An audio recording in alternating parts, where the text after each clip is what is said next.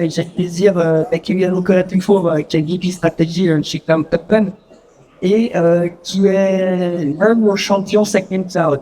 Donc, j'ai pris une heure à partager mon analyse internationale et notre petit, vous parlez de souveraineté, etc. D'ailleurs, on va parler de souveraineté avec ceux qui la construisent, ceux qui la font et ceux qui en sont une qualité concept et matériel et qui, pour vos clients, peuvent être une solution. D'autant que chez Cloud Open, il y a des choix stratégiques hyper forts, que vous ne retrouverez pas chez d'autres. Et c'est pour ça, Nicolas, que j'étais très content que vous acceptiez chez Cloud Open de venir parce que je suis très intéressé par votre positionnement aussi commercial. Il y a beaucoup d'engagement quand on va sur cette qualification. Comment on fait de Second Cloud au standard de confiance et d'où on part dans la réflexion quand on veut apporter du Second Cloud? Bien. Alors, c'est vrai que je suis arrivé, donc on va se tutoyer, Sébastien. Je t'ai entendu, c'est parfait parce que ça colle directement avec ce qu'on va partager maintenant. C'est clair que la souveraineté, depuis 2 ans, on nous en rebat les oreilles.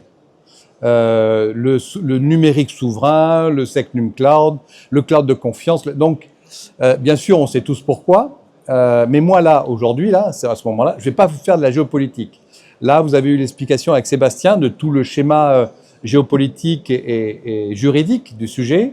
Nous, on va parler, là, aujourd'hui, ensemble, et c'est une chance pour moi, je peux parler avec des partenaires, et on va parler franchement sur, non pas l'aspect souveraineté au sens générique du terme, mais l'aspect business model du cloud de confiance. Et on va l'aborder sous 4 points. Un premier point sous l'aspect business et rentabilité. Un autre aspect opérationnel lié à la complexité. Un autre aspect sur le commercial, les aspects commerciaux par rapport à la concurrence internationale. Et le dernier, comment on vend ce Secnum Cloud, voilà, nous, vous et nous, pour le bien de nos clients. C'est ce que j'ai apprécié quand on a préparé, c'est que c'était hyper simple et hyper concret. Et du coup, moi, je propose une chose. Dis-moi. C'est qu'on te laisse tout dérouler. Oui. Et qu'on reprenne une conversation tous ensemble une fois qu'on a eu une vision non interrompue de la dynamique, parce que je pense que c'est nécessaire. Est-ce que ça te convient?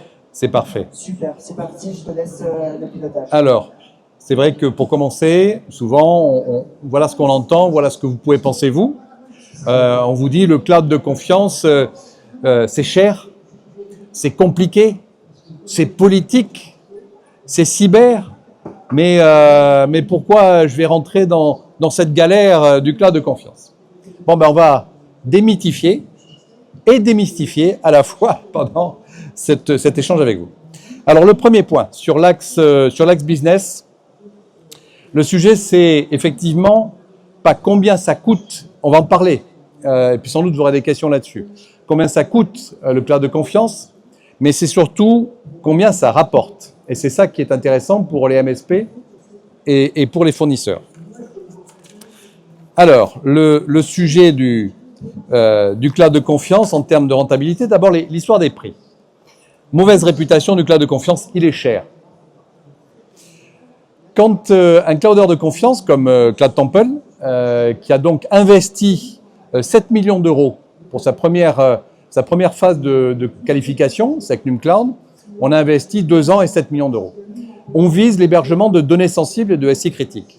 Quand vous avez un client comme EDF, Airbus, etc., qui vient chez nous pour héberger des données sensibles, il ne vient pas pour 3 gigas et une VM. Il vient pour des besoins de plusieurs terras et plusieurs applications qui représentent son SI. Donc à partir de ce moment-là, déjà, il ne vient pas pour une petite ressource cloud, il vient pour un ensemble de ressources cloud. Deuxièmement, c'est du sensible. Donc il demande bien sûr une résilience. Donc il lui faut 3 zones de disponibilité, il lui faut une sauvegarde partout, enfin il lui faut toute cette capacité. Et ça, en termes de cloud, ce sont des ressources. Donc il n'est pas plus cher. Les prix de notre catalogue, il est au même prix, on l'aligne sur les prix Azure pour être très clair. Sauf que quand quelqu'un vient déposer des données sensibles, ben, il a besoin de beaucoup de ressources. Il a besoin de beaucoup de résilience. Et donc, ça fait un volume de ressources cloud qui est important. Mais ce n'est pas donc le prix de base qui est plus cher. De plus, le marché du cloud, si on parle au niveau IaaS, on est mort par rapport aux hyperscalers. Le cloud de confiance, il ne se situe pas au niveau du IaaS. Le cloud de confiance, il se situe, c'est un marché lié à la valeur, en fait. Qu'est-ce qu'on constate? On constate que le secteur public a sorti une directive Cloud au centre qui impose que les données sensibles soient sur Pi et Nubo, qui sont des clouds interministériels, ou des clouds de confiance comme le nôtre. Il y a la loi de programmation militaire qui impose aussi des règles de sécurité et de résilience pour les systèmes d'importance vitale, pour les OIV, pour les ESE. Il y a bien sûr, et vous le savez, la loi NIS 2, la directive NIS 2, pardon, la directive DORA, la loi SREN en France qui arrive, tu as dû en parler sans doute Sébastien, j'ai peut-être loupé la marche. En tout cas, maintenant, le sujet, c'est une obligation légale liée, entre autres, à toutes ces réglementations et directives. Et ce n'est pas optionnel. De plus, les entreprises ont aussi une préhension sur la sensibilité des données, au-delà de ces réglementations, qui les poussent vers cette notion de valeur du cloud. Et l'opportunité pour les MSP, c'est quoi dans ce sujet? Eh bien, vendre du cloud souverain, ben, potentiellement, c'est quand même vendre de l'expertise à un TJM un peu plus élevé qu'un TJM moyen. Deuxièmement, on a besoin, les clients vont avoir besoin d'expertise, de services managés sur la sécurité, sur la conformité, sur l'accompagnement à la transformation. Et surtout, vendre du cloud de confiance, c'est fidéliser un client. Les clients chez nous, ils restent en moyenne 10 ans. Un client qui choisit un cloudeur de confiance, c'est pas un aller-retour, voyons, je vais voir comment ça se passe, puis après, c'est terminé. Non, la moyenne, c'est 10 ans. Et 10 ans, grosso modo, ça représente à 2 ou 3 vagues de renouvellement. Et après, vous savez qu'en tout cas, dans le secteur public, il faut changer. Et le secteur privé, ils ont aussi des règles de cette nature-là par rapport à la direction des achats. Donc, le cloud de confiance, c'est pas plus cher. Il faut contextualiser pourquoi le prix, le pied de colonne, est plus cher que quand on achète une VM sur Azure ou AWS. On vise les données sensibles, d'accord? Donc, le sujet, c'est pas d'être contre les hyperscalers, le sujet, c'est de capter la partie des données sensibles qui ont besoin des clouds de confiance.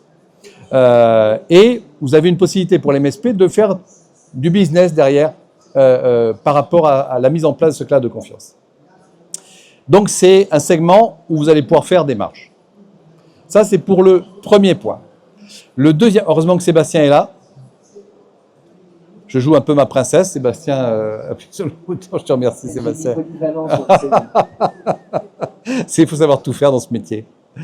Le deuxième point, c'est l'argument, le cloud de confiance, c'est complexe, c'est compliqué. Je suis MSP. Moi, je veux plus m'occuper de la complexité des infrastructures. Je veux pas faire des audits. Je veux pas faire de la sécurité à ce niveau-là. Je veux pas dépenser des sous sur toute la mise aux normes de ces infrastructures et de ce cloud. Eh ben, vous avez raison, les MSP, c'est pas votre boulot de faire ça. Notre engagement, nous, en tant que clouders, c'est d'offrir une plateforme la plus riche possible. Et le sujet maintenant pour Cloud Temple, et c'est ce que nous offrons, ok, nous offrons du IaaS parce que l'infrastructure physique et le IaaS fait partie du socle. Donc Cloud Temple offre le socle, mais on offre un socle de niveau PaaS, de niveau plateforme as a service, avec des bases de données, avec des briques, des services pour l'IA, avec toutes les services de sécurité, l'IAM qui va avec. Donc on offre une véritable plateforme d'accueil des applications et des données métiers que vous, les MSP, vous gérez. Donc, vous pouvez vous concentrer sur votre client, ses applications, ses données. Et nous, on apporte le socle avec une offre qui est de plus en plus riche. Alors, voilà un autre argument qu'on a sur le cloud de confiance. Il n'est pas aussi riche que les hyperscalers.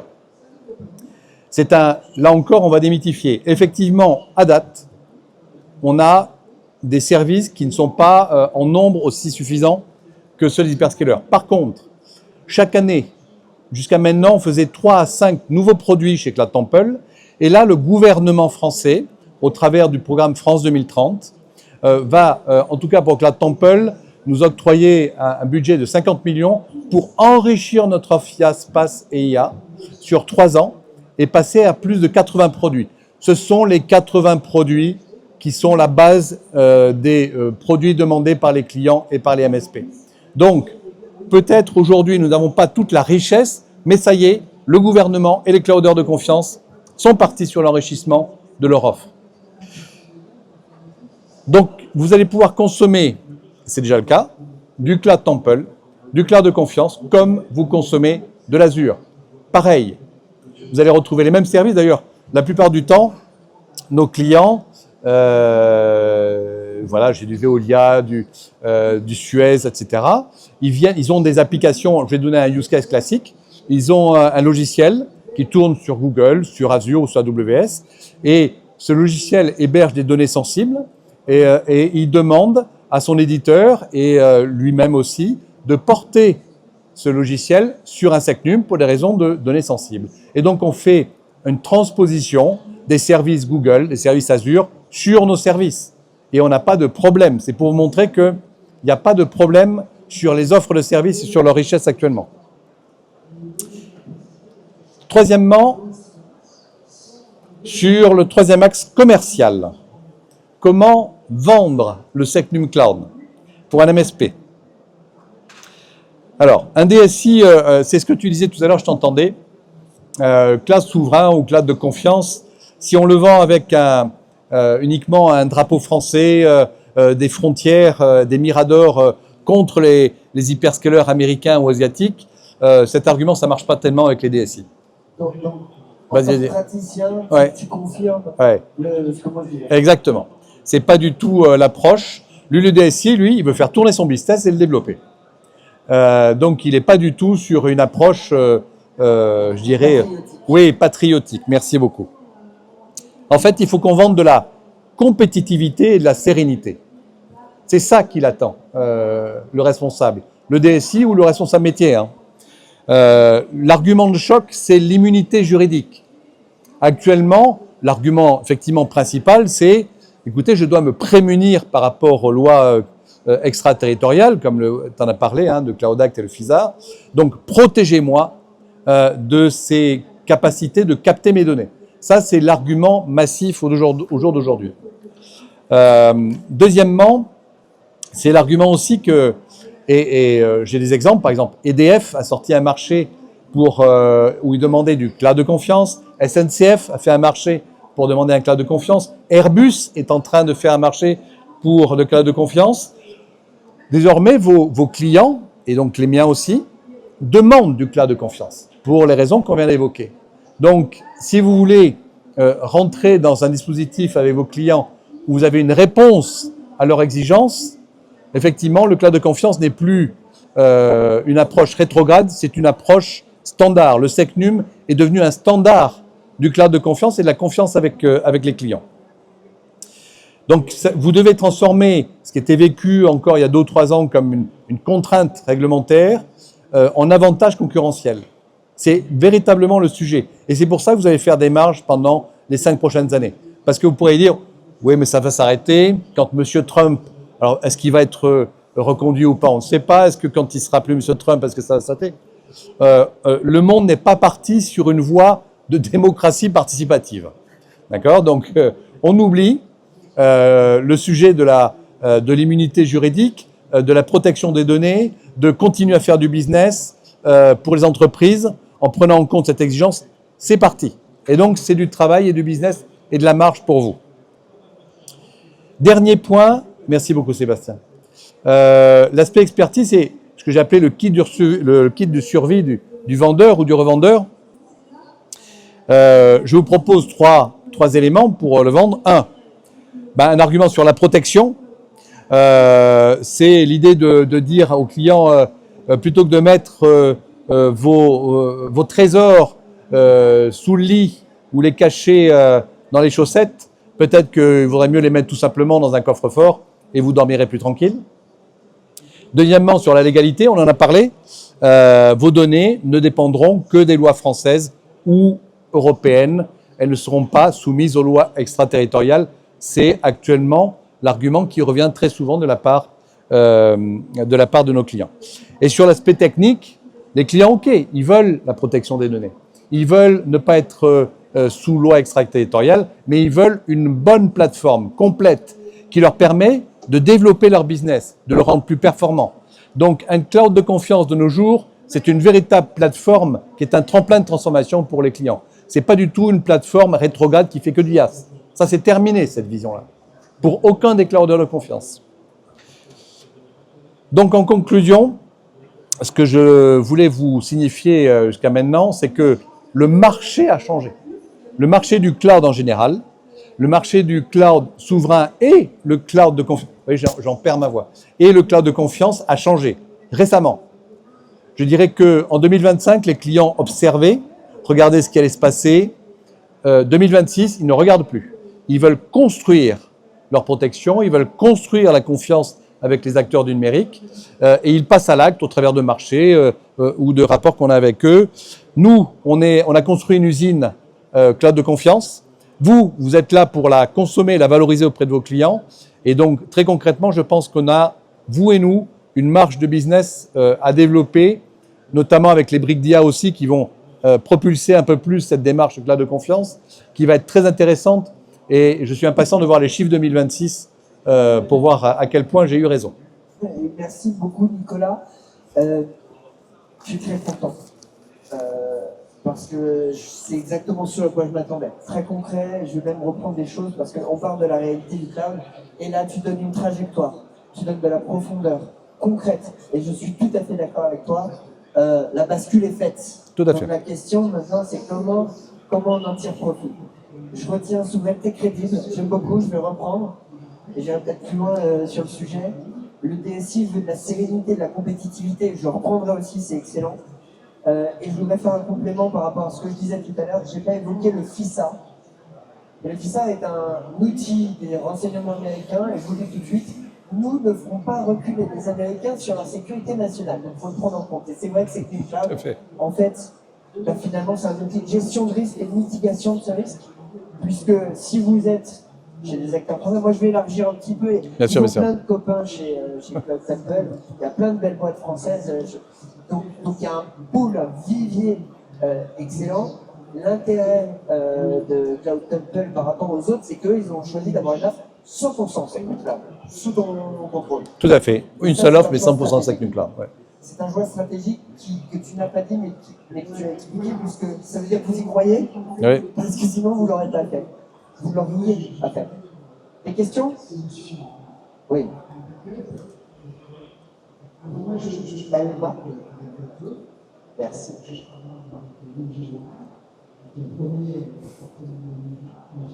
Ah non, monsieur prenait son téléphone. Moi, dès que vous bougez, quand je dis question, j'ai l'impression que je vous donne le micro direct. Est-ce qu'on a... Qui vend du cloud? Qui vend de l'Azure? Par main levée. Ah, j'ai pas de chance. Il y a une question là. Il n'y a pas de question concrète sur comment on vend. Vous voyez, il y a des fois quand même, je m'interroge. Non? Moi, je vais en poser. On parlait de marge tout à l'heure. Oui. Et on disait que ça ne coûtait pas plus cher. Non. Ok. Est-ce qu'on a le droit de parler... Comment on marge avec Cloud Temple? Est-ce que c'est standardisé? J'aimerais qu'on rentre dans la... Ok, dans le moteur. On va rentrer un peu dans le moteur. Comment Cloud Temple, un clouder de confiance, fait sa marge? Bon, d'abord, j'ai expliqué pourquoi les gens qui viennent chez nous... Oui, tout à fait. On a une autre démarche chez Cloud Temple pour rentrer dans une évolution de Cloud Temple au niveau européen. Et cette souveraineté au niveau européen, on la travaille sur l'open source.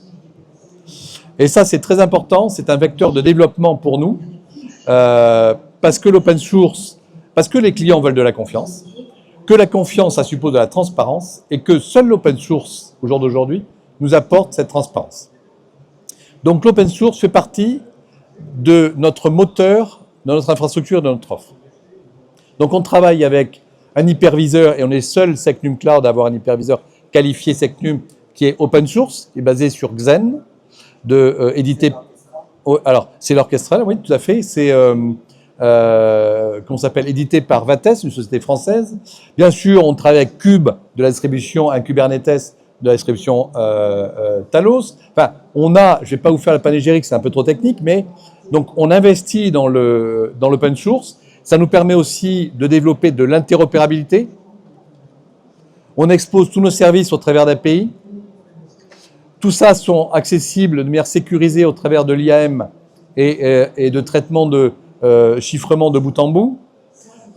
Et ça nous permet de travailler sur l'innovation en open source sans être tenu par des logiciels propriétaires qui nous imposent et leurs coûts, exemple VMware avec Broadcom, et leur rythme d'évolution. Nous sommes maîtres de notre trajectoire en termes d'open source. Ça nous permet d'être agile. En fait, quand Broadcom a multiplié les prix de VMware par 10, en 6 mois, Cloud Temple a choisi, testé, retenu Xen de Vates et l'a présenté à l'ANSSI pour qualification et a qualifié son hyperviseur.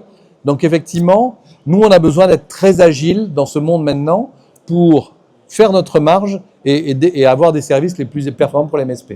Je me permets parce que je connais bien Vates, les clients nous, donc on les aime bien.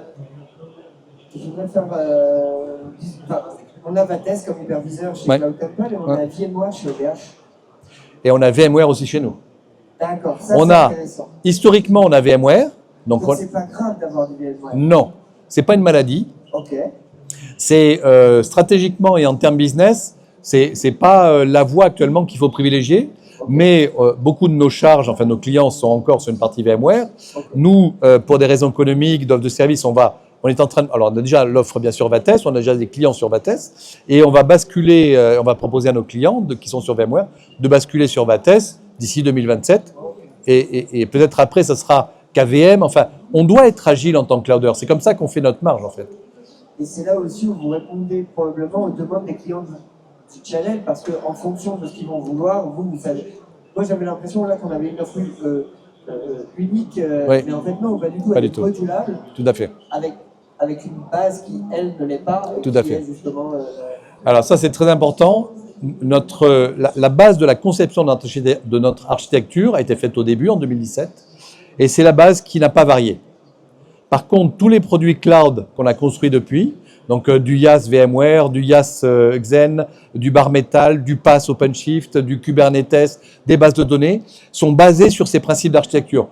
Les ingénieurs de Cloud Temple ont bien conçu à l'origine, ce qui fait que maintenant on est en pleine propulsion de cette architecture qui est bien conçue en développant tous les produits cloud dessus. Je pourrais te proposer un use case. On yes. l'avait pas prévu. Mais moi, il y a une profession.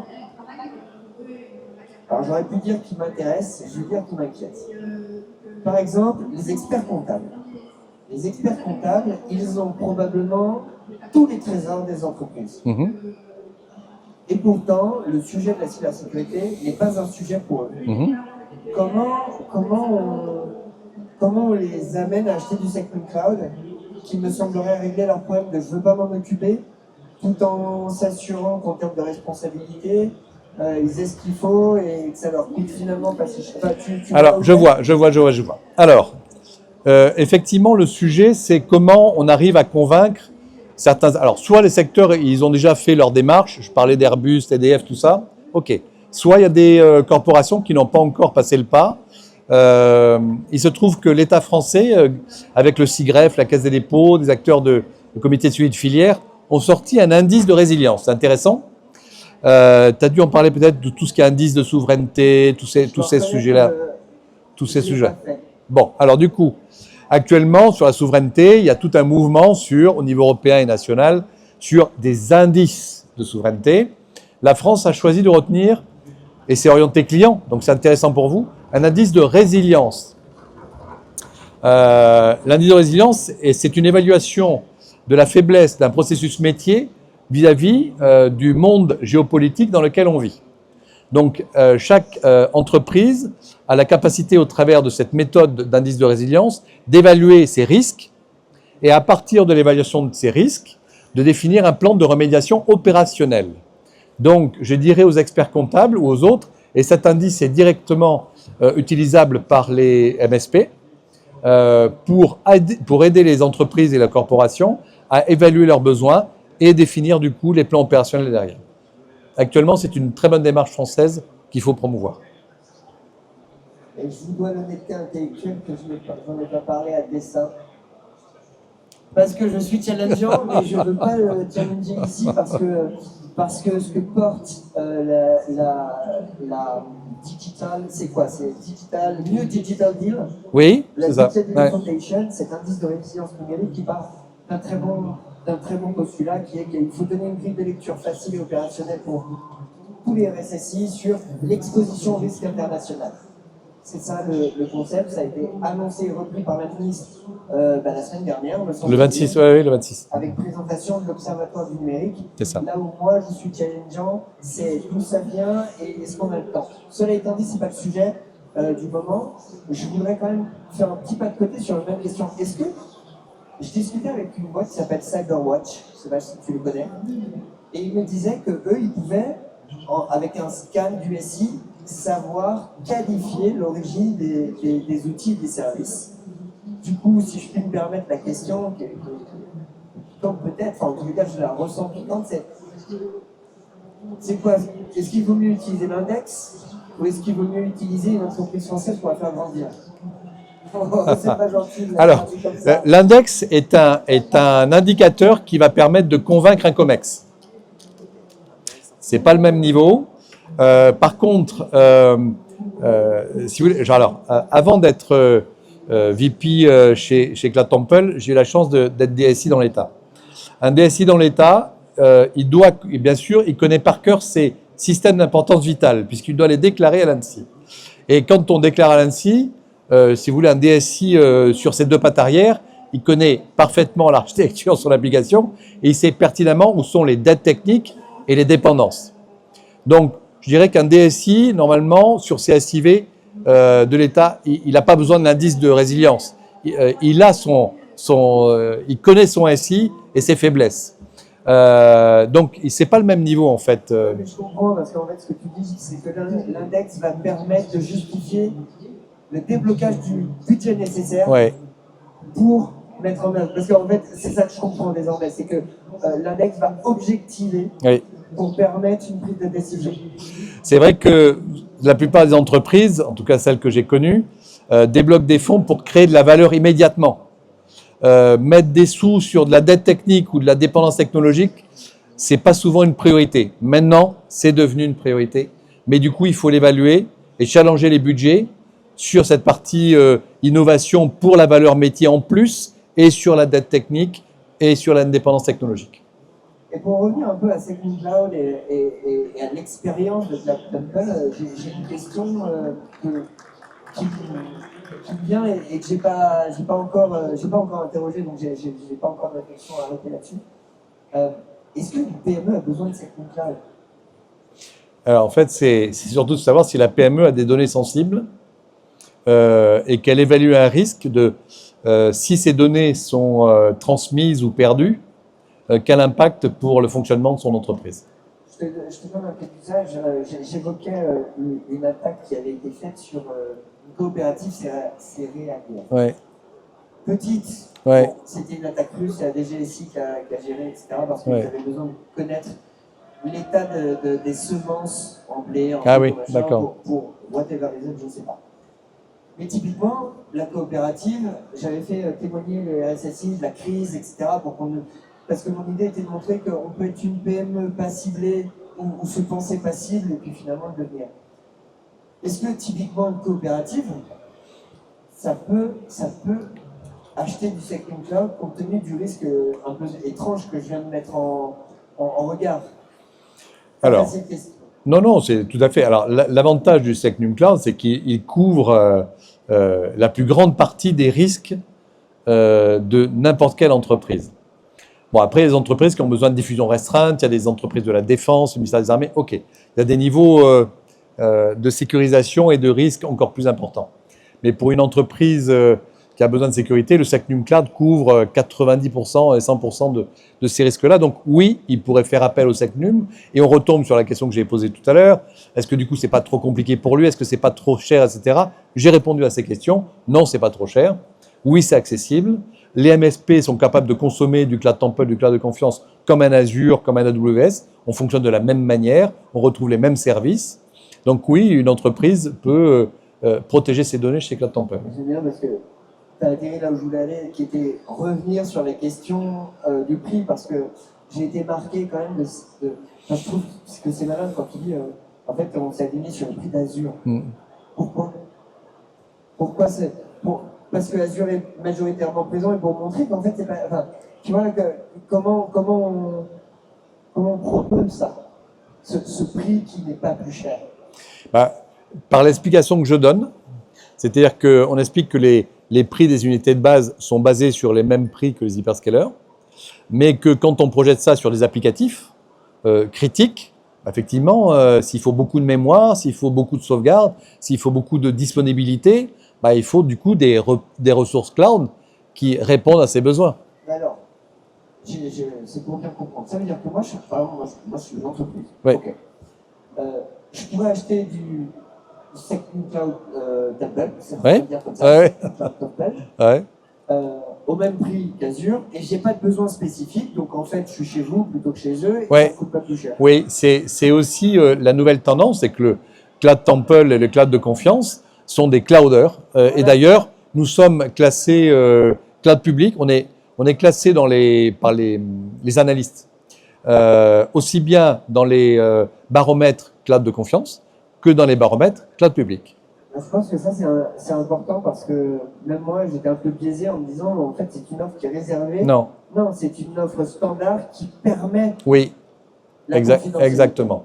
Et d'ailleurs, c'est comme ça qu'on le présente, et c'est comme on a, je dirais, plusieurs offres vis-à-vis de nos clients, entre guillemets, même si c'est la même architecture, l'offre cloud de confiance, données critiques, système, et le cloud public pour les gens qui n'ont pas cette exigence particulière de système hypercritique.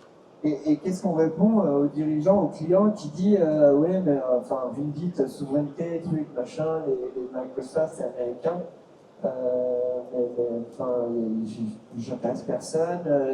Moi, la réponse que je vais mettre, c'est que la licence augmente de 30% sans que vous puissiez dire quoi que ce soit. Si je reviens à Cloud Temple versus Azure, ça veut dire que moi, je peux vous l'acheter, puis le jour où j'ai des besoins supplémentaires, la facturation évolue. Oui, pareil. Mais je peux reculer aussi. Oui, c'est un cloud. La réversibilité. Alors, la réversibilité, on est un clouder comme un autre. C'est-à-dire que tu consommes, tu payes, tu scales, tu demandes plus, puis on a une facturation à la consommation pour le stockage ou à la réservation, ça dépend de quoi on parle. Par exemple, si on parle de GPU, si tu veux des GPU pour l'IA, ok, là, tu vas faire un abonnement parce que c'est des équipements très chers, mais sinon, c'est la consommation cloud classique et ça diminue, ta facture diminue. Alors du coup, je vais poser une dernière question sur ce sujet-là, mais je repars de ton prix Azure, oui. Quel qu'il soit, et c'est distribué par le channel. C'est quoi la capacité? Moi, acteur de channel, je peux doubler? Oui. Je peux doubler le prix? Alors, tu vois oui, tout à fait. Après, tu as raison. Alors pour le channel, en fait, ça se passe bien sûr en accord de partenariat. Et on a des prix adaptés pour les partenaires. On travaille, vous en doutez déjà, avec beaucoup de MSP. Et bien sûr, c'est un des vecteurs les plus importants pour nous.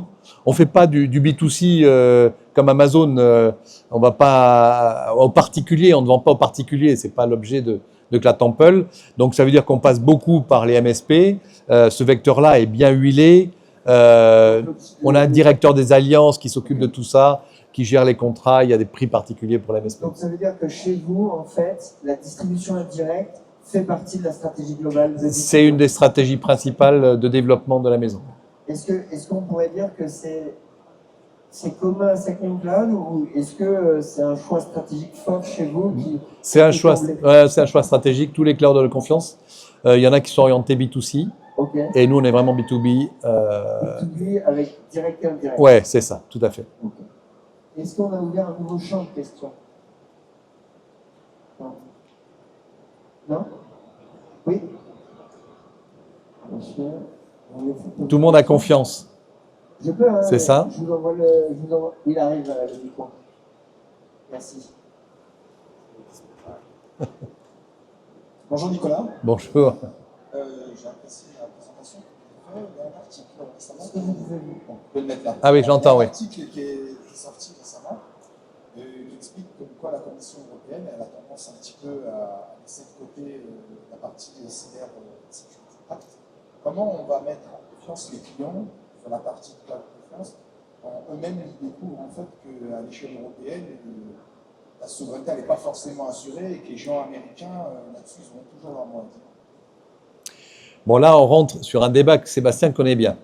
C'est le schéma UCS, c'est les choix européens qui ont été faits de ne pas inclure la souveraineté dans UCS et comment peut réagir la France vis-à-vis de ces schémas. Alors, je laisse les juristes et les politiques influencer la position de la France pour défendre notre modèle Secnum Cloud et notre cloud de confiance. Moi, en tant que clouder, je suis bien sûr tous ces débats et c'est important pour moi, mais je suis surtout l'évolution des besoins de mes clients. Et comment je réponds à ces besoins de confiance. En fait, le SIGREF, c'est une l'étude du cloud. Non. Je l'ai éclaté tout à l'heure.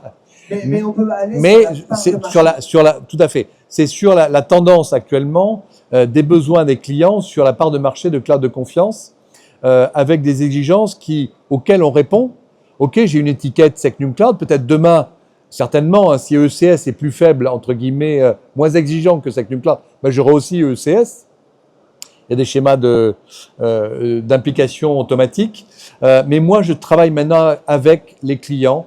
J'essaye de construire chaque fois cette confiance. Ils veulent des clouders de niveau national et européen. C'est ça le sujet maintenant.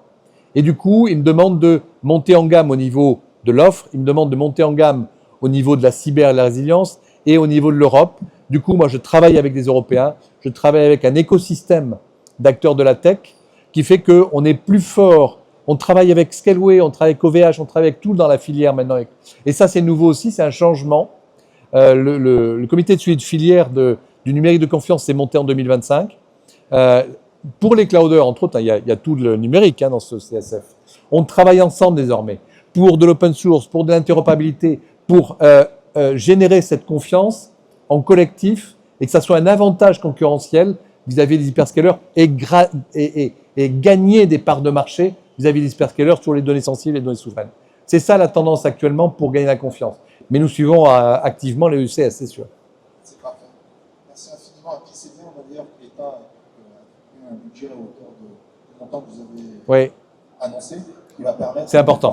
C'est très important, ce qui va permettre de développer davantage le catalogue des produits et des services, et puis d'être en phase avec les attentes des clients.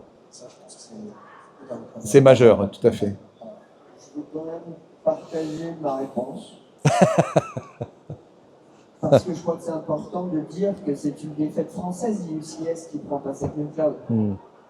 Et finalement, c'est pas grave d'avoir perdu. C'est important de comprendre pourquoi. Moi, c'est ça qui m'intéresse. Pourquoi on n'a pas réussi à convaincre nos partenaires européens que ce qu'on pense, c'est vrai. C'est la réalité. Pourquoi on n'a pas réussi à leur faire comprendre qu'on est en avance de phase sur le marché qui arrive et qu'en fait, on est hyper innovant avec du Secnum Cloud. Ben parce que déjà, en face, on a les Allemands. Alors, les Allemands, ils ont fait des choix stratégiques qui ont été les leurs et qui étaient excellents au moment où ils ont fait. Ils ont mis leur défense aux États-Unis, ils ont mis leur énergie en Russie, ils ont mis leur exportation en Chine. Aujourd'hui, tout est plutôt russe. Premier élément. Deuxième élément, le problème c'est essentiellement une défaite du secteur privé français. Et je vais expliquer pourquoi je le pense. Pour deux raisons. D'une part, parce qu'on s'intéresse aux sujets une fois qu'ils sont déjà actés. Parce qu'on ne regarde pas assez ce qui se passe à Bruxelles. Et je vous repose une question, mais elle est rhétorique. Quelle est la présence du lobby français de l'industrie du cyber à Bruxelles? Je vous donne la réponse.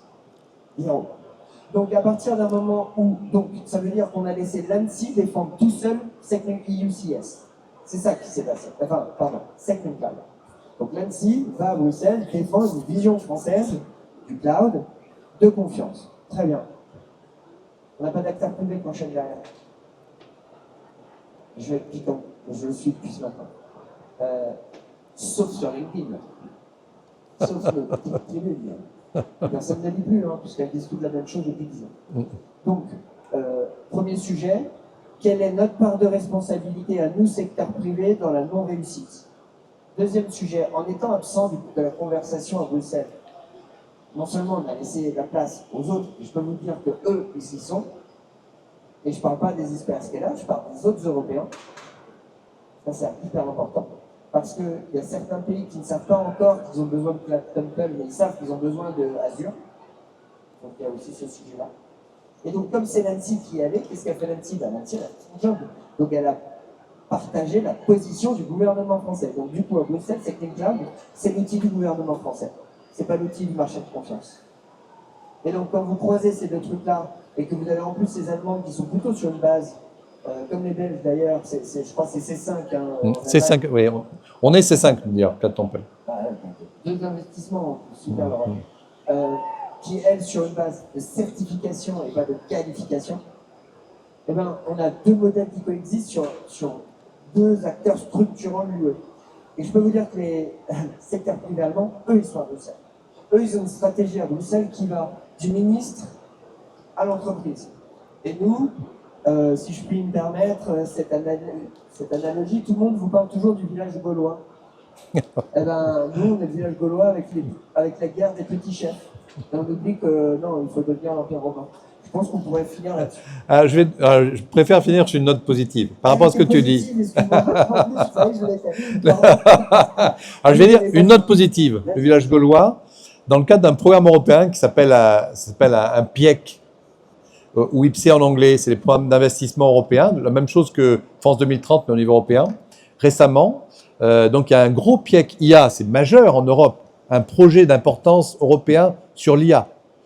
Eh bien, on a réussi à mobiliser les industriels, Airbus, EDF, Lacroix, KNDS, toute une série d'industriels pour partir avec une équipe de tech.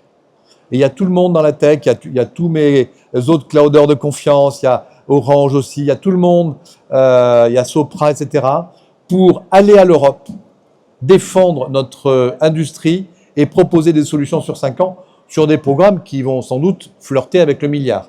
Donc, le village gaulois a ouvert ses portes et ça y est, on est parti. Il y a un engagement très fort, ça demande de l'investissement des entreprises et de l'État.